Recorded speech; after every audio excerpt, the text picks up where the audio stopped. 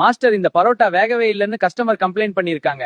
நல்லா வெந்திருந்தா மட்டும் தின்னுட்டு 100 வருஷம் வாழ போறானா என்ன? அந்த பயல சால்னாவை 2 கரண்டி எக்ஸ்ட்ரா ஊத்தி குடிக்க சொல்லுடா. இப்போ தெரியுதா எங்களோட கஷ்டம்? நல்லா மாவை மிக்ஸ் பண்ணு, அப்போதான் எங்களோட கஷ்டம் உனக்கு புரியும். ஒரு சப்ளையரை இப்படி கொடுமைப்படுத்துறீங்களே மாஸ்டர். என்ன மாஸ்டர், முதலாளி உங்களையும் டேபிள் துடைக்க விட்டுட்டாரு போல. நீ மூடிட்டு வேலையை பாருடா. குடுக்குற 1500 ரூபாய் சம்பளத்துக்கு எல்லா வேலையும் செய்யணும் போல. நான் எல்லாம் 500 ரூபாய் சம்பளத்துக்கே எல்லா வேலையும் செஞ்சுட்டு இருக்கேனே மாஸ்டர். ஹோட்டல்ல சாப்பிட என்ன இருக்கு? என்ன இருக்குன்னு சொன்னா மட்டும் நீ எல்லாத்தையும் சாப்பிடவா போற? நீ எப்படியும் 2 பரோட்டா ஒரு ஆம்லெட் தானே சாப்பிட போற? சொல்லுடா. ஆமா மாஸ்டர், அதையே கொண்டு வந்துருங்க. ஹலோ நண்பர்களே, இந்த ஹோட்டல்ல பரோட்டா பஞ்சு மாதிரி இருக்கு.